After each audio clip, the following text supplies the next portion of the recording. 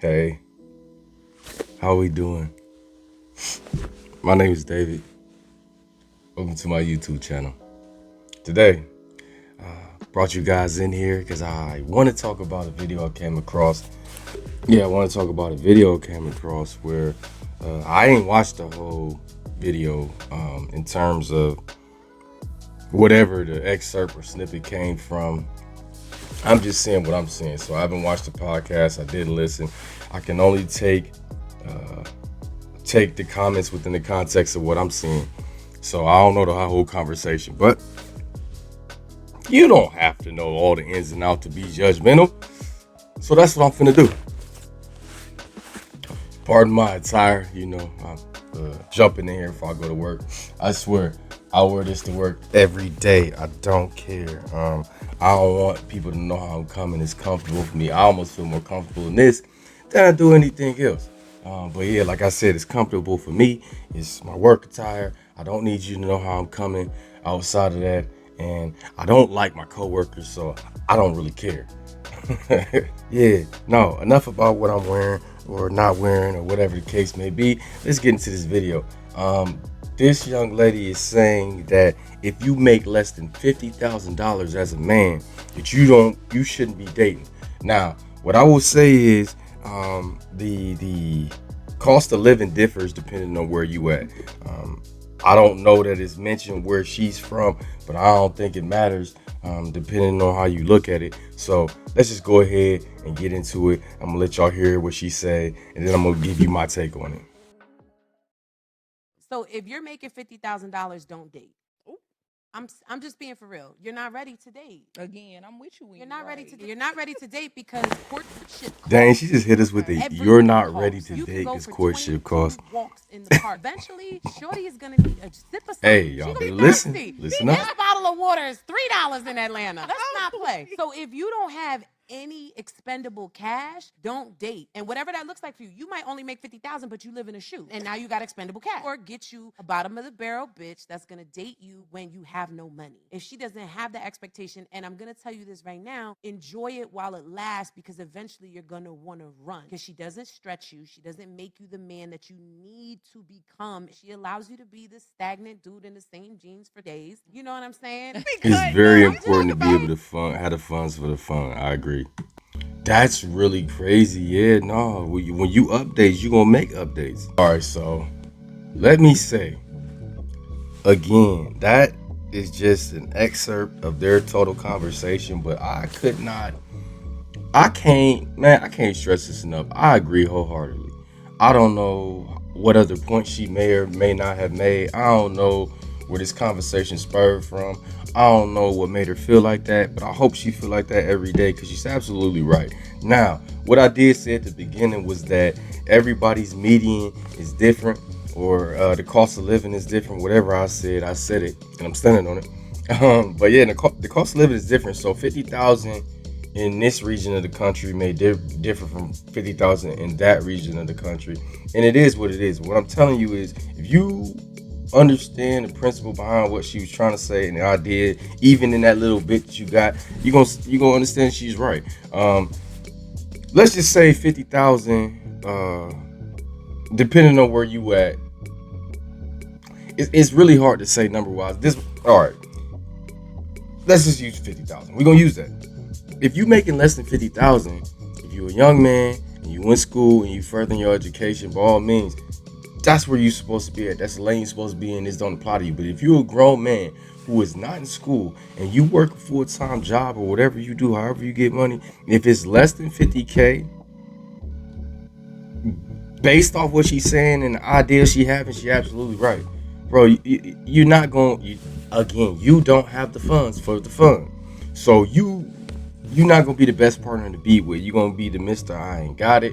You're going to flake on dates because, and you'll give different reasons, but the honest reason is going to be, again, because you don't have it. But it's taking you too far out of the lifestyle that is comfortable for you to live in. How are you achieving your goals if they're going toward things of leisure? No. It just don't work that way. It don't work that way. It's a hard time. It's a stress. It's a strain. it's not an ideal environment to build a relationship with.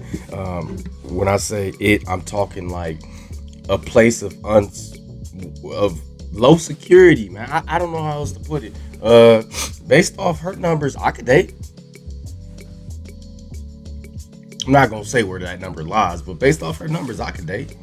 Um, but I live off the same mentality she is, so my dating ground is shaky for what I like. You know what I'm saying? But again, I completely agree with what she's saying on that front. Now to take it a step further, when she talking about getting you somebody that is ride or die, somebody that got your back from the bottom.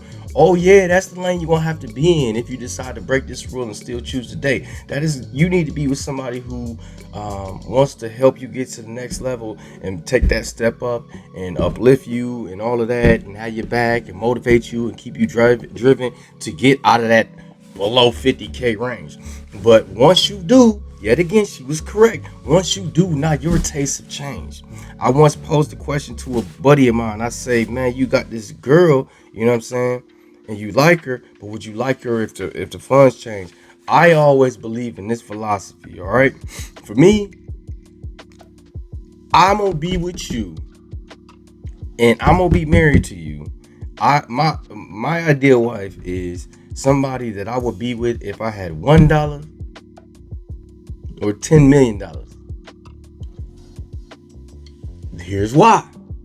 Because everybody knows, anybody that's smart enough, knows the economy, and is willing to admit it, they know that when you are a man, especially when we put hypergamy into play, if you don't know what hypergamy is, boy, you better do your research. When you put hypergamy into play, if you are a man and you have $1 versus $10 million, when those funds change, your options change. So if you're looking at your girl when y'all broke and you about to sell your food stamps, because y'all know y'all do, some of y'all do, when you broke and about to sell your food stamps, would you still be with that same raggedy heifer if you had $10 million? I'm sorry to call her like that, but that's what she is. Because to me, just like she says at the end, you gonna end up changing because this woman liked you at this level and didn't motivate you to get to the next, and that's what you needed. You know what I'm saying? Now your tastes have changed. Your expectations probably have changed. So again, you still gonna be with her when you get $10 million? That's the one. If not, sis is right. Sis is right in everything she said. I completely applaud her thought process because if you ain't got the bread, so to speak, if you essentially don't have the money for that, chill on that. Focus on you. Work on you. Build on you. Then you come back to it. If you don't want to listen, you better get somebody that's gonna help you dig out the bottom, and then throw them the shovel when you get done so they can dig out of their own bottom, because you're not gonna take them with you. You're not. I agree with her take. I only want people around me that'll say that they agree. If you gonna look at that and you gonna sit up there and you gonna be like, that's not right, true love is blah blah, shut up. You're not helping my cause. I need motivation. I need motivators. I don't need people. Now, you ain't got to bring me down and tear me up. Tear me down to build me up. You ain't got to do all that. But be realistic. Set standards for me. Give me expectations. Let me know what time it is, because that's going to make me rise to the occasion. All right? I believe that's what she was talking about towards the end of that video. Having that person that's going to make you step up to the next level. So, she's right. She's right. I think so. Listen, man. This woman is to be protected at all costs, okay? You understand me? And if she's pushing this narrative to other women, we only stand to get better as a whole. I could not agree more. If you don't agree, that's fine. But what I'm telling you is, I could not agree with this woman more. Man, oh my gosh, I'm glad to hear it from a female perspective and from a female point of view, because now I'll have to say it as much, because this type of thought process and philosophy is starting to spill over into our society, and we need more of it. That is a queen talk. That's what queens sound like. If you haven't heard it before, that's what it sounds like. Because that is a woman, based off these comments, okay? That is a woman that understands the role that she plays in uplifting a man, or the role that women should play in uplifting men and holding them to a standard, so then they themselves can reach an even higher standard and bring that queen with them. Oh my gosh. Oh my gosh. Put that dating to the side, man. If you can't step, if you step your level up, put that dating to the side, because it will be there when you get there, and it'll be even better when you prepare.